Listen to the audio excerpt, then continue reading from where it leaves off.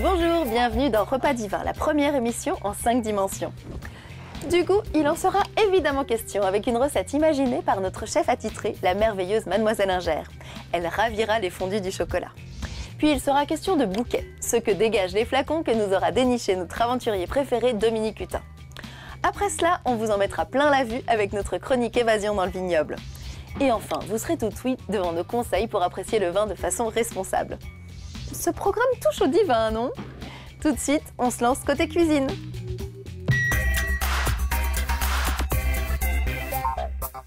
Bonjour Mademoiselle Inger. Bonjour Faustine. Alors aujourd'hui, c'est jour divin pour ceux que le chocolat met dans tous ses états. Quelle est donc votre arme fatale, ma chère? L'alliance chocolat blanc et chocolat noir relevé avec le piquant du gingembre. Ah, j'oubliais la liste des ingrédients.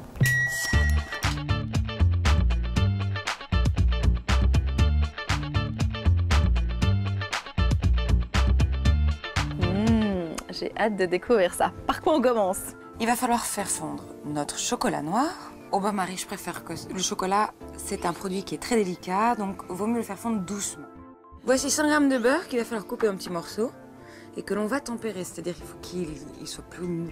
Ah d'accord. Qu'on puisse le travailler au fouet avec le sucre. On va le disposer dans un saladier. Et là, on va lui ajouter le sucre en poudre. Et ensuite, avec un fouet, on mélange le tout jusqu'à obtenir une masse compacte, mais bien blanche. Donc, on fouette. On fouette. Alors, l'idée, c'est d'ajouter un œuf et un petit peu de farine à chaque fois. Et on mélange entre chaque ajout. D'accord. D'accord? Bon, je pense que le chocolat est pas mal non plus. Donc, je vais pouvoir l'ajouter dans votre préparation. D'accord. Il va falloir couper en petits morceaux le gingembre confit. Et on en met beaucoup? On en met 20 grammes. Allez, hop, on met dans le reste. Voilà, et alors ensuite, pour faire des pépites de chocolat. Chaque morceau de chocolat, on va le couper en 3, mais il faut faire une casse nette. Ah, oh là, c'est tout petit. Je pense que celui-ci serait mieux dans ma bouche, non? Voilà, donc maintenant, on va mettre du beurre dans le fond de notre moule. Tac, et on va mettre la farine. Voilà, il ne reste plus qu'à mettre notre pâte dedans. Allez! Et puis on va pouvoir enfourner. On considère 15 minutes de cuisson à 180 degrés. Oh là là! Alors vous voyez, c'est super parce que la croûte sera croustillante. Vous avez vu, ça a un peu séché. Oh là là, c'est chaud. Magnifique. Regardez comme c'est beau. Ah, c'est très très beau.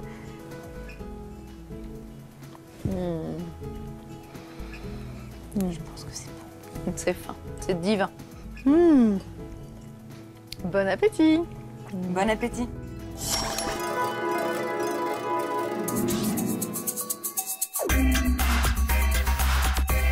Hello Dominique? Merci. Ah, pardon. Du boulot. Faustine! Salut Dominique. Dis-moi, je viens de finir une petite douceur chocolatée pour des copains grands connaisseurs de vin. Alors côté dessert, je les joué classique, mais côté vin, j'aimerais bien les épater. T'aurais pas une bonne idée? Ah bravo, là tu marques un point. Tu as résisté à la tentation du chocolat avec le champagne. Mais non, ton champagne, tu le gardes, il sera parfait avec un apéro dînatoire et une entrée de poisson. Et pour le chocolat, ne t'inquiète pas, on va les épater, tes copains connaisseurs. On va même leur faire un sort avec une devinette.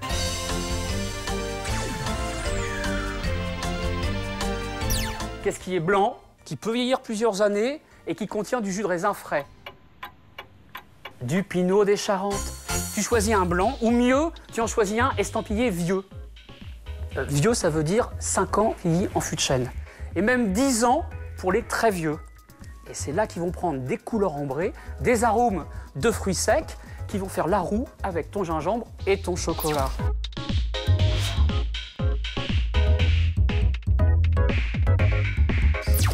Et tes copains, est-ce qu'ils connaissent vraiment le Banyuls? Le Banyuls, un vin doux naturel du Roussillon. Et ça, c'est l'ami du chocolat, les connaisseurs le savent.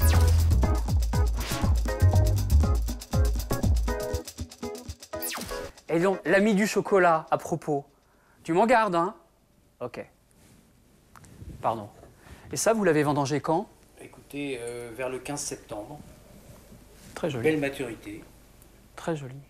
Si vous êtes à la recherche d'une idée d'escapade pour le week-end, à la découverte du vignoble français et de son art de vivre, restez avec nous. On a ce qu'il vous faut tout de suite.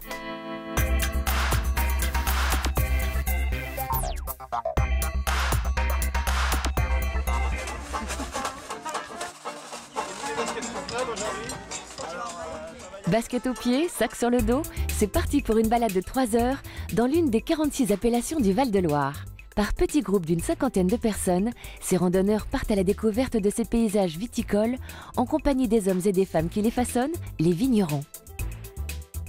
Ce rendez-vous rituel a lieu chaque année le premier week-end de septembre. La plupart de ces paysages sont inscrits au patrimoine mondial de l'UNESCO. Régulièrement, les marcheurs s'arrêtent pour entendre leur guide leur expliquer la culture de la vigne, ou même déguster un vin et des produits du terroir, ou encore découvrir une cave troglodyte. Bref, de la culture avec un grand et un petit C, explication. Alors, la culture avec un grand C, oui, c'est vrai, parce qu'on repart, on a appris plein de choses sur le patrimoine, notre patrimoine historique et naturel. Et puis, la culture avec un petit C, c'est l'échange, c'est cette convivialité, c'est la rencontre avec les gens du territoire. Durant ce week-end divin, de nombreuses balades vous sont proposées sur les chemins du Chenin. À vous de choisir la vôtre. Toutes, en tout cas, se terminent en musique.